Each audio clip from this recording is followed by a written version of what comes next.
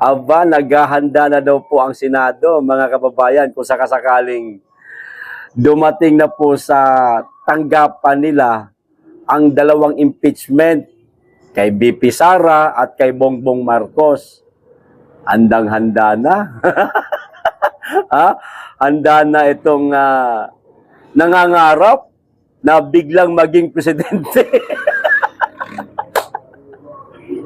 Walang iba kundi si Tota Soto, ho, mga kababayan, ang maaaring humalili po kay Bongbong Marcos kung sakasakali lang naman na mapa-impeach si Bongbong Marcos, kahit na alam na po nating malabo ho yung ma-impeach yan.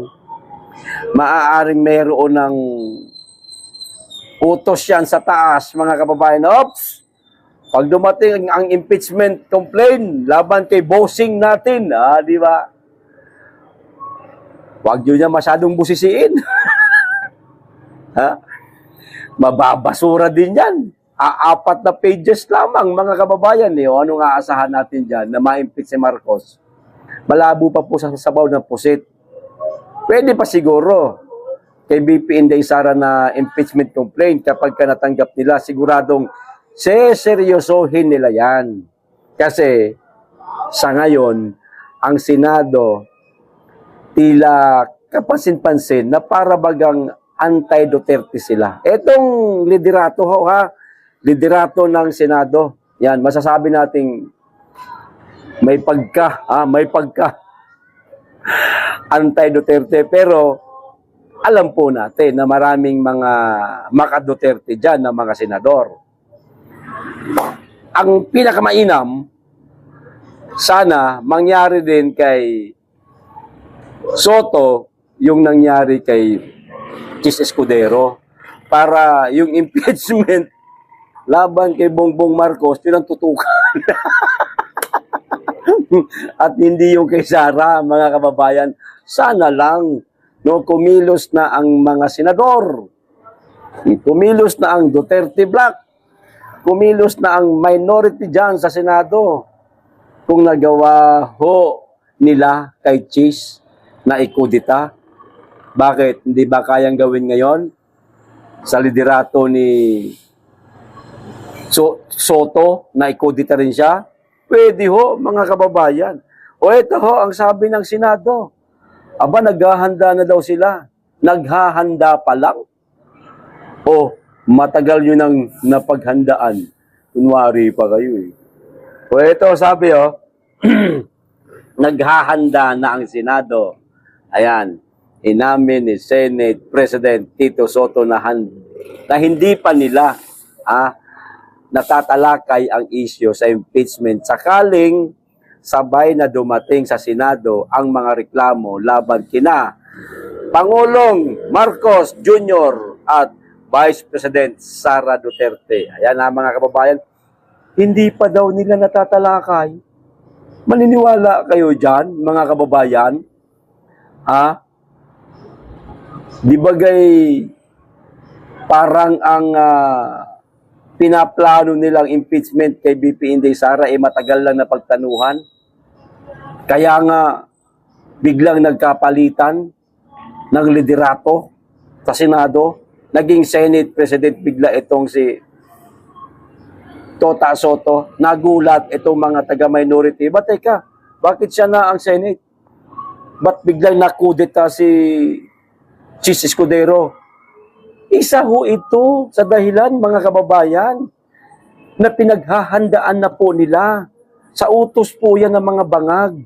Tapos sasabihin dito, naghahanda na. O naghahanda pa lang. Ngayon pa lang sila maghahanda. Hindi talaga sinabing matagal na namin pinaghandaan yan. Palusot baga.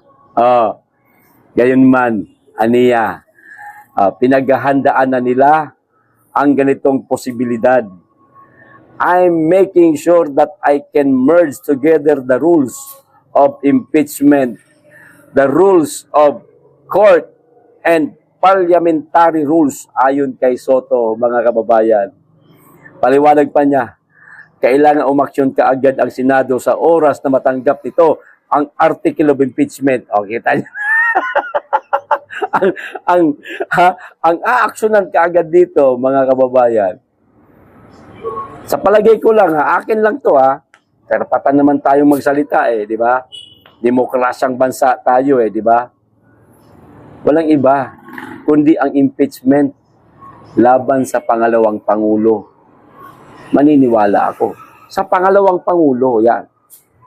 Pero yung sa presidente, doon pa lang sa pag-file kaduda-duda na Ang nag-endorse, contractor din daw. Ang abogado na nag-prepare ng impeachment complaint laban kay Marcos, abogado di umano ni Lisa. Anong aasahan natin? Tapos, sasabihin ng liderato ng Senado naghahanda na sila. Huwag nyo nga kaming pinagluloko. Plano nyo talaga ito. Baka nga matagal na itong nakahanda. Kaya hindi na kami aasa na merong magandang pagtalakay sa pagdinig sa impeachment laban sa Pangulo mismo.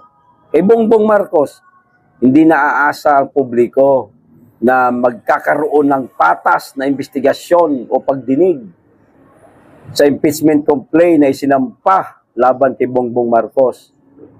Kasi hindi nyo siseryosohin yan. Amo nyo, ilalaglag nyo. Sino niloloko nyo? Halata.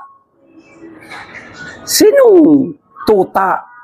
Wala ko sinasabing sinong tuta Kahit na ang tawag natin kay Soto, tuta. Sige, wag na lang tuta. Sinong mga alagad ni Bangag? Ang siseryosohin itong impeachment laban sa kanya. Natural. Ipagtatanggol pa nga nila siguro yan, mga kababayan Kay BP Sara. Yan. Siseryosohin talaga nila yan. Kasi marami nang natatakot. Ngayon pa lang 2026 pa lang, meron pang 27, meron pang 28, pagtatapos ng termino ni Marcos, kung bababa siya. Ngayon pa lang, 2026 na 2026 pa lang Dami ng mga natatakot sa pag-upo ni BP Inday Sara. Siyempre, unang-una, mawawalan po sila ng kurakot. Hindi na po sila makakapagnakaw, mga kababayan.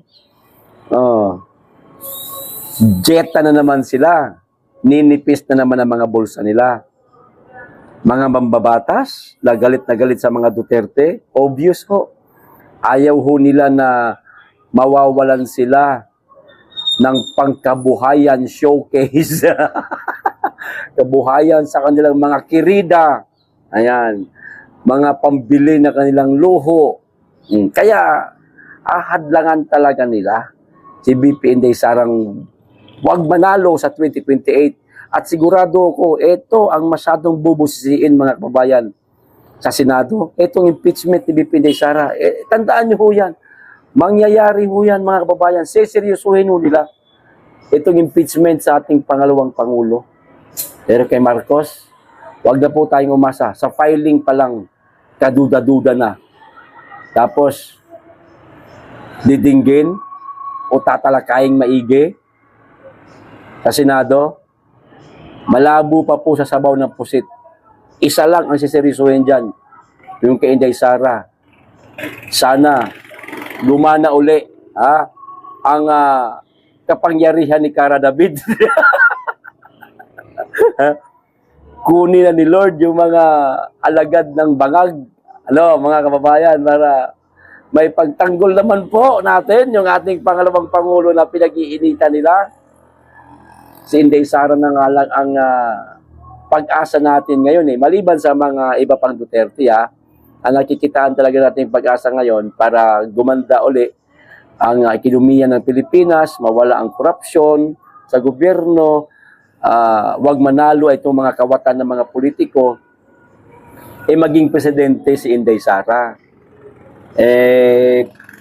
Matagal ng plano to Matagal na rin sinabi ni BP Inday Sara na mayroong impeachment laban sa kanya. O eto na, nangyayari na. Di po ba, mga babayan?